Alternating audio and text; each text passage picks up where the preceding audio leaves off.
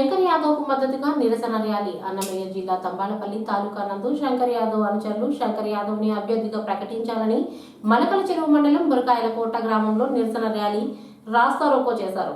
ఈ సందర్భంగా నాయకులు శంకర్ యాదవ్ చేసిన సేవలు గుర్తించి తంబాలపల్లి తెలుగుదేశం అభ్యర్థిగా ప్రకటించాలని కోరారు. జై జై శంకర్